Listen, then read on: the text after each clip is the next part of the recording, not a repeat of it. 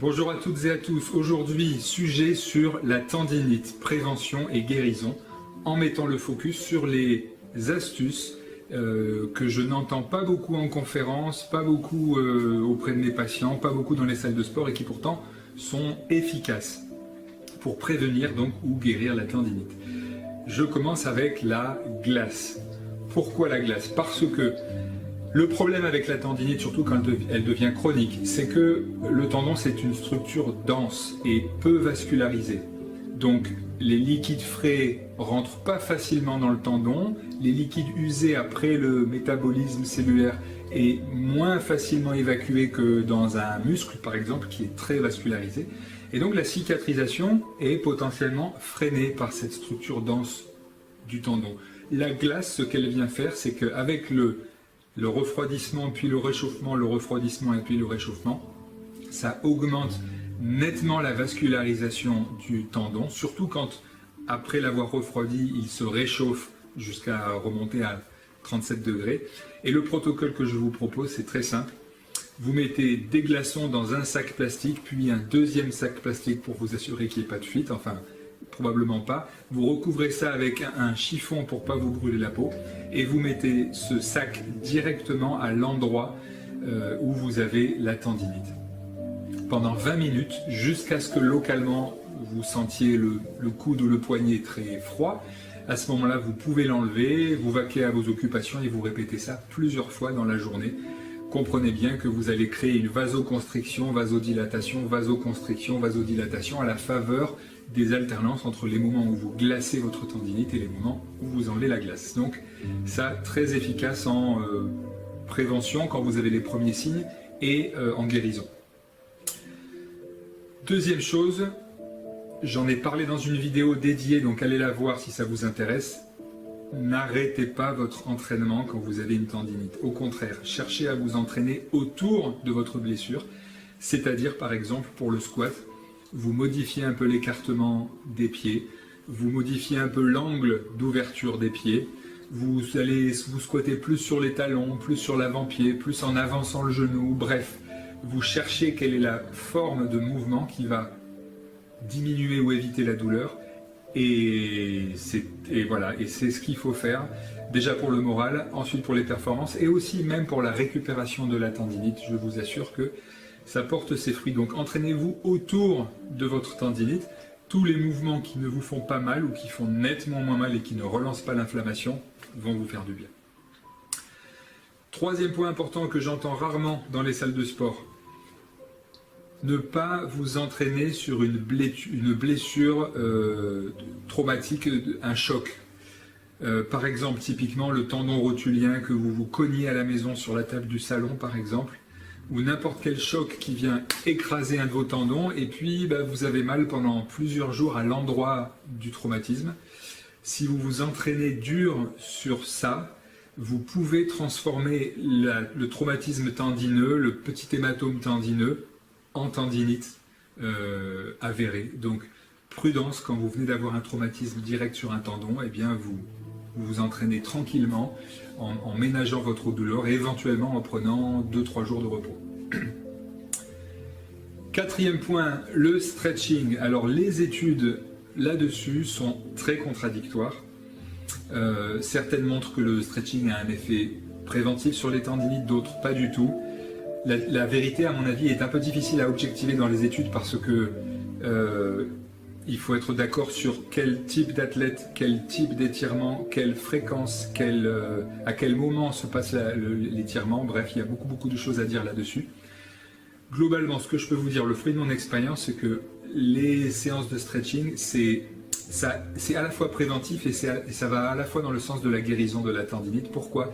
Notamment parce que ça vous permet de vous déstresser, de vous apaiser, notamment aussi parce que ça augmente votre schéma corporel, ça affine la perception que vous avez de votre limite d'amplitude, de votre stabilité articulaire et même sans vous en rendre compte, après avoir fait des séances de stretching réguliers, eh bien, vous aurez un meilleur placement, vos tendons, vos articulations travailleront dans de meilleures conditions.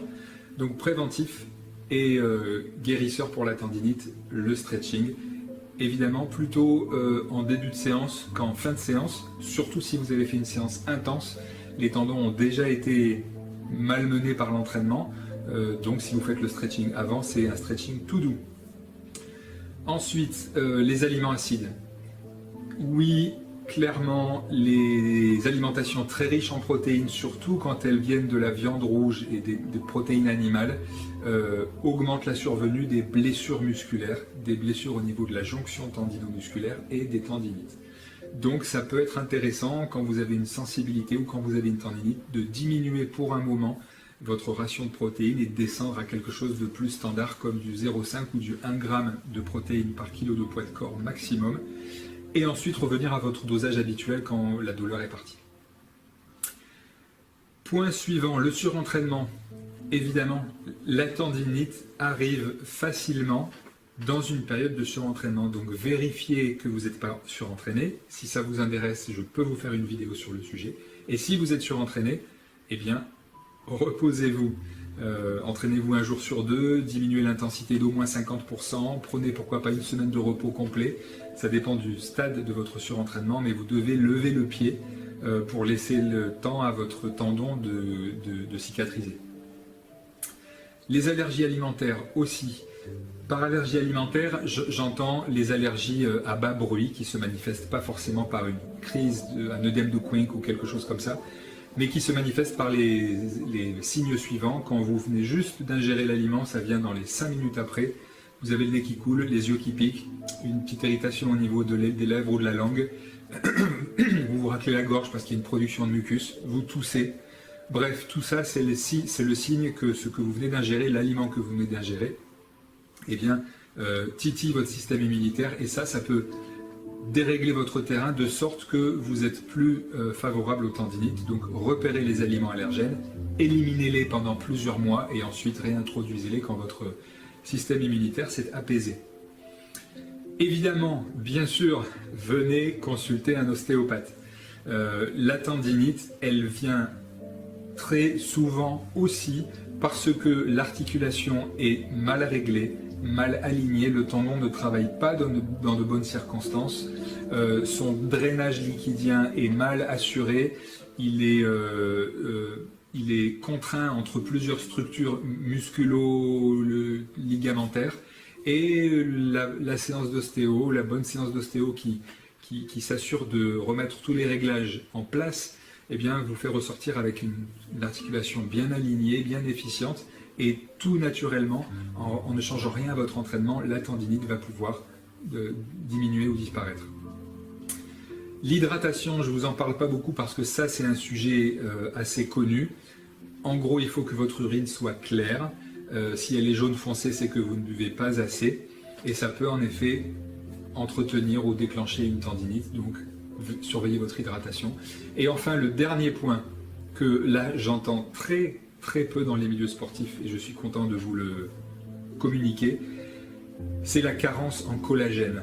Le collagène, qu'est-ce que c'est? C'est le fascia, c'est cette structure conjonctive qui est présente dans tous les tissus, notamment autour des organes, autour des subdivisions d'organes. Autour du cerveau, ça s'appelle la plèvre, autour des poumons, ça s'appelle autour du cerveau, c'est la durmère, autour du poumon, c'est la plèvre, autour du cœur, c'est le péricarde, autour du muscle, c'est le périmysium. Bref, chaque structure a son fascia. Chaque myofibrie est entourée d'un petit fascia. Et ce fascia, au cours d'un entraînement intense, surtout le fascia des tendons et des muscles, il est soumis à rude épreuve. Et donc, il va avoir besoin de se reconstruire pour se reconstituer et se renforcer. Sauf que les carences sont fréquentes. Pourquoi elles sont fréquentes? Parce que nous avons pris l'habitude de manger plutôt chez les animaux les muscles que les tendons, les ligaments et les nerfs. Or, ce sont ces structures, notamment les tendons et les ligaments, qui sont très riches en collagène. Et donc, en ne mangeant que les muscles, vous n'assurez pas un apport suffisant de collagène, lequel manque pour reconstruire les tendons et les ligaments qui ont été abîmés au cours de la séance de sport. Et là, du coup, votre tendon d'Achille ou votre tendon rotulien, eh bien, va avoir du mal à récupérer simplement parce qu'il a un manque en collagène. Les solutions sont simples. c'est soit le bouillon d'os comme faisait votre grand-mère en faisant bouillir des os un bon moment jusqu'à ce que le collagène se dépose sous la forme d'une couche un peu gélatineuse à la surface. Vous mangez ça régulièrement, c'est excellent et c'est naturel. Moi personnellement je ne fais pas ça parce que ça prend quand même un peu de temps. Je consomme des suppléments de glycine. La glycine c'est la protéine la plus répandue dans le collagène. Les dosages c'est entre 3 et 6 grammes par jour, donc c'est vraiment pas grand chose. Surtout à prendre quand vous avez eu des entraînements intenses, ou tous les jours si vous vous entraînez beaucoup. Et enfin, l'autre manière que j'utilise aussi, c'est qu'à chaque fois que vous mangez de la viande ou du poulet, eh bien, avalez quelques bouchées de nerfs, de tendons, de ligaments. C'est pas très savoureux, ça n'a pas beaucoup de goût, c'est très élastique et pas très agréable à manger. Vous l'avalez tout rond et vos sucs digestifs en viendront à bout et décomposeront ça en protéines de collagène que vous pourrez utiliser pour reconstruire donc votre tendon abîmé et en tout cas en cicatrisation lors de la tendinite.